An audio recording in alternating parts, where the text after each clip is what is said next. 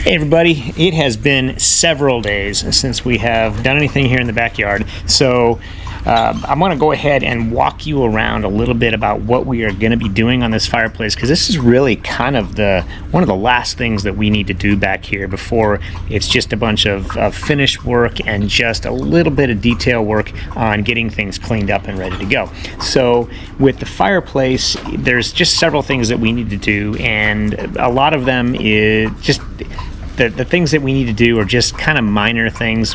They're big in scope, but there's not that many things specifically to do to complete this thing. So we poured the concrete on the hearth, and I think that's what you might have seen the last time we did anything here. So this is what we have got.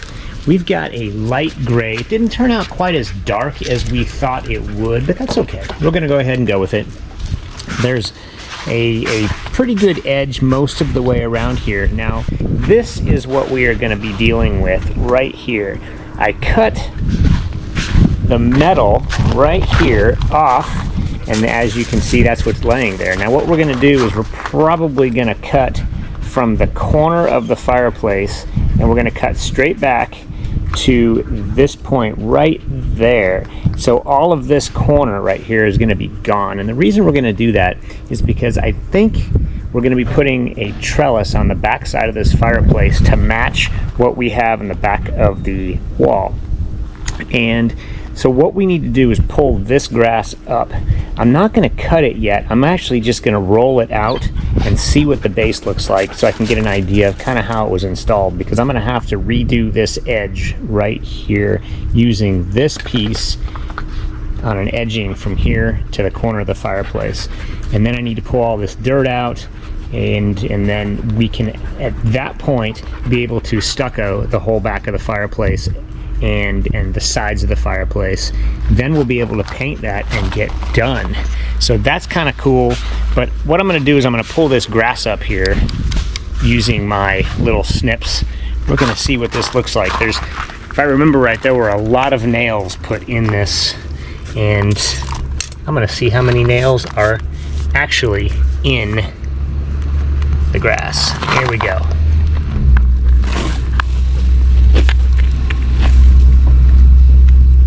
Oh yeah, it looks like there's a nail about every, let's see here. Watch out, dog. Oh yeah, so there's quite a few nails in here. It looks like there's a nail every 3-4 inches or so. So I'm gonna pull all these up, and then what we're gonna be able to do is once this grass is removed, then we're gonna be able to stucco the back of the fireplace all the way down to the ground, not have to worry about getting stucco on the grass. And if we want to, we could technically put the grass back down for the time period until we decide to get it completely ripped out and done that way. So technically we could do it that way. So I'm going to pull the grass back, see what we have, and then we might start some stucco work here and get some of this finish work done on the fireplace. Now I do need to set the tiles as well. So these tiles right here kind of arched down a little bit, and it was, I think, the weight of the tile and the sagging just created that scallop look, and that's why we pulled those off. So I need to get a board underneath there, get it set perfectly level, and then get the tiles put back on and have them dry, leaning on something that won't let them sag any further. So that's where we are right now. So hope you like it. I'm gonna get busy. Talk to you soon. Bye-bye.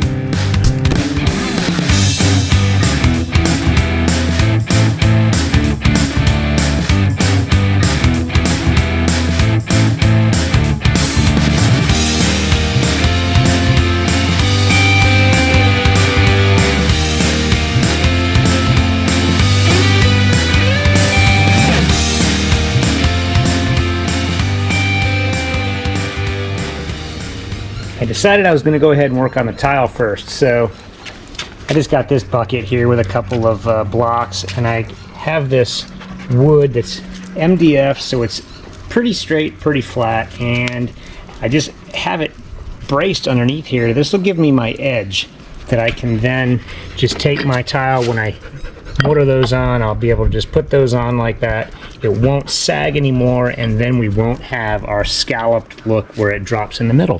So that is where we are right now. So I'm gonna mix a little bit of my thin set here and get started with my last 5 tile.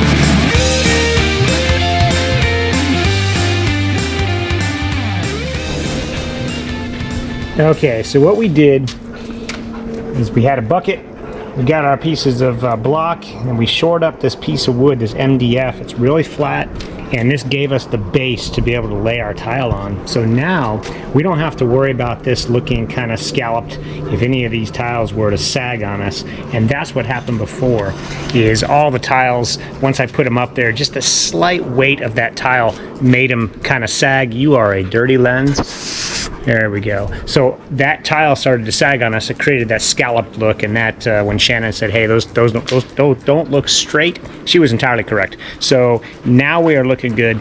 Once these get set up, we're going to go ahead and be able to do the last 2 at the bottom, and then we'll be able to maybe grout these, and then we'll be able to finish the stucco coat.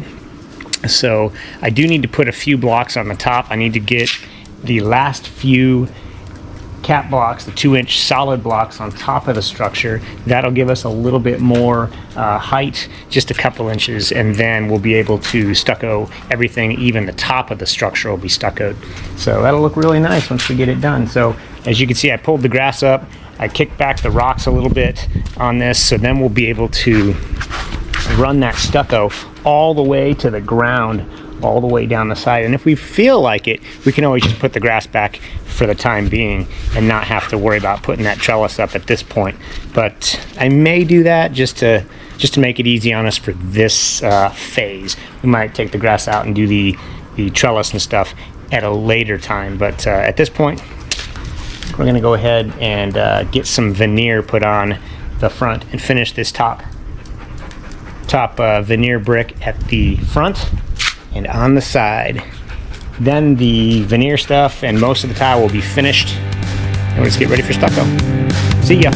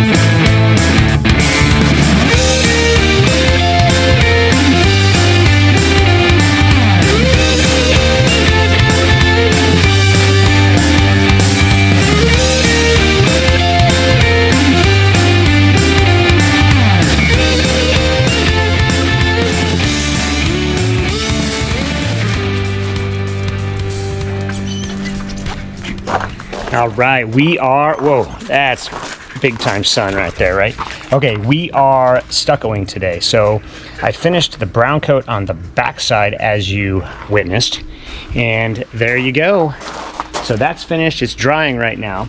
Once the base coat here, what's called the brown coat, the base coat is finished, then I'm gonna be able to put the exterior coat, the finish coat of stucco on here that we will then make as smooth as we can, and then we're going to paint that kind of a creamy white so it matches everything. It's going to be really neat. So I've got, we had to make another run to the store. We had to get some more stucco.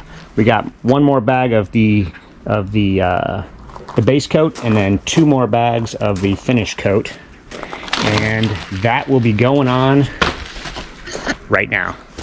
So without further, I'm gonna get busy. Got everything taped off. We gotta do the sides, and I have to do the top.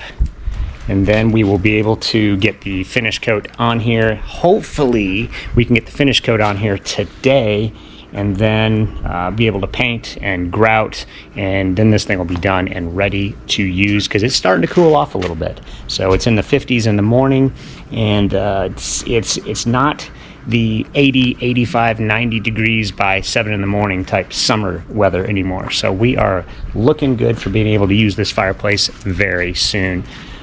I'm gonna go ahead and get started. Talk to you soon. Enjoy this.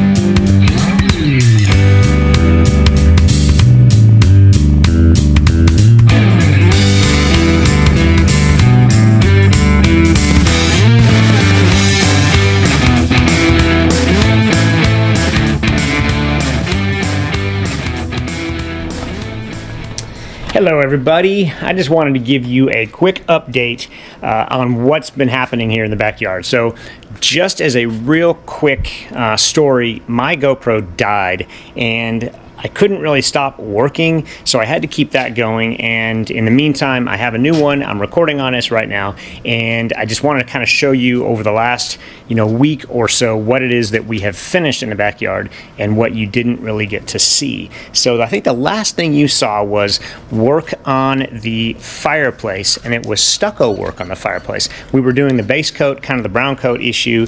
Some people call it the brown coat, some people call it the base coat. I'll just call it the base coat for this one.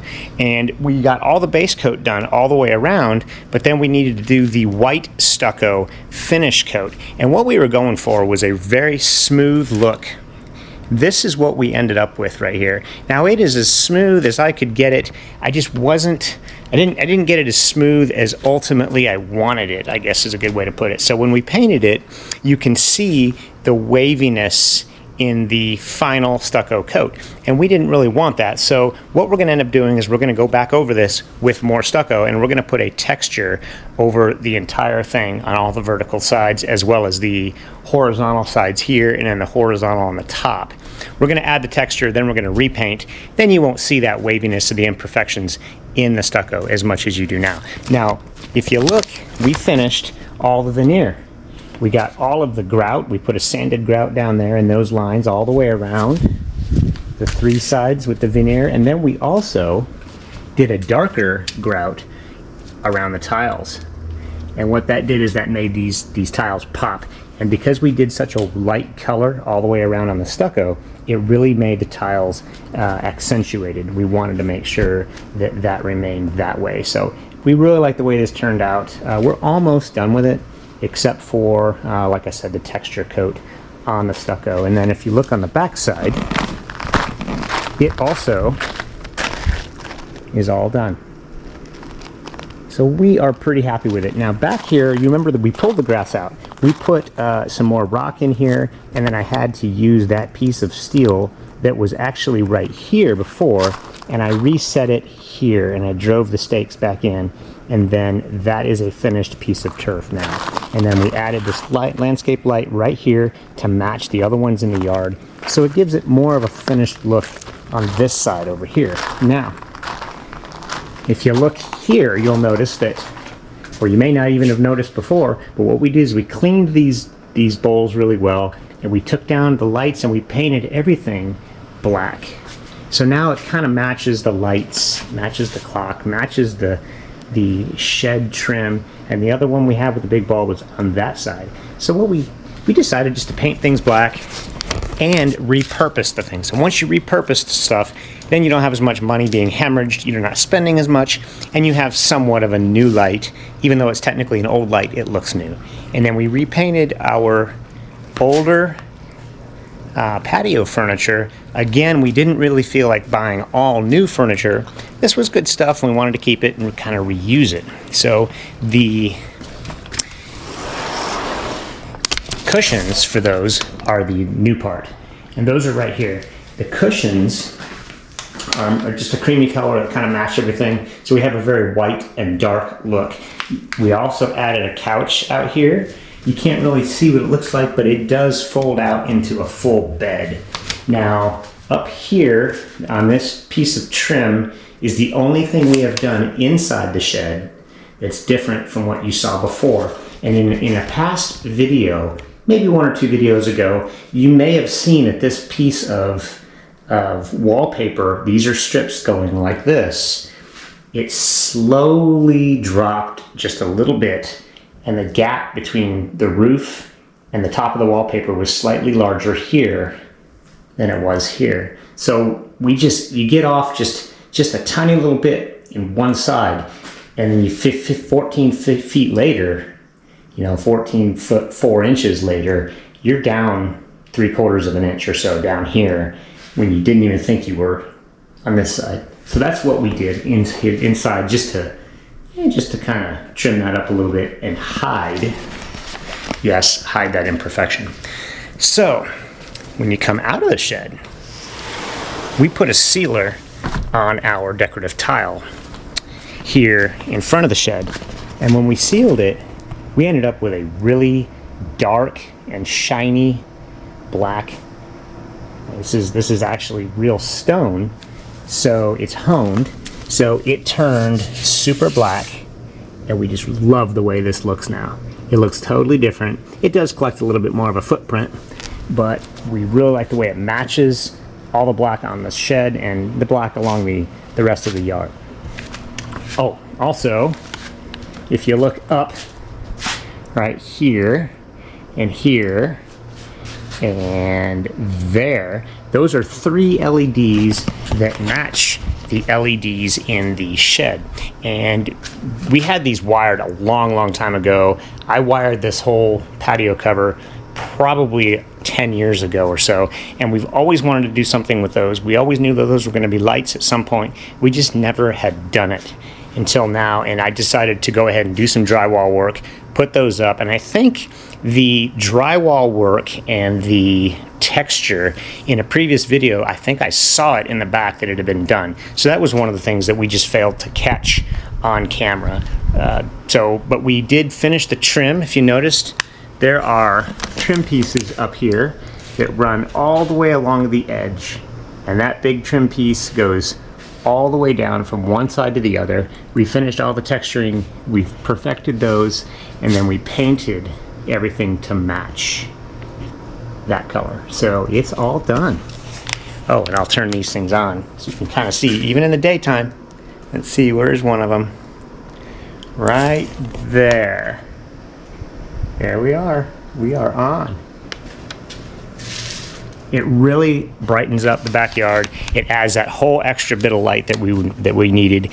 Now, one of the things that we just did is we just had my daughter's bridal shower in this backyard. That's why it looks so clean, because we finished the cleanup in the backyard. We finished a lot of the small details. We washed windows. We cleaned out door tracks. We blew all the dust and all the dirt out of the backyard.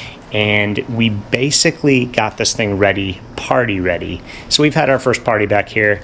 And you know, with my daughter's bridal shower, that's what we're getting ready for. This whole thing has been a lead up to a 1-year construction leading up to my daughter's rehearsal dinner for her wedding, which is just after, I don't know, maybe another 3 or 4 weeks from now. You won't see this video for quite a while, but it is super fun, and this is what we basically built this backyard for. We're going to have dozens and dozens of people in this backyard for her rehearsal dinner, and it's going to be a blast. So that's kind of why we built this. I'm not going to lie to anybody, but it has been so much fun building this. We are almost done, and it's been a lot of fun to show everybody. We're just going to have to move on to the next project. I think we might go inside the house and finish some stuff in the house. We will go ahead and show that stuff to you soon as well. We're just going to keep this going. DIY project after DIY project. It never ends at my house. And it shouldn't end at yours either. If you have any questions, let me know. Put it down in the comments. We want to hear from you. We want to see what you're working on your DIY project world. We hope to hear from you. Take care, and hey, happy DIY world. Bye-bye.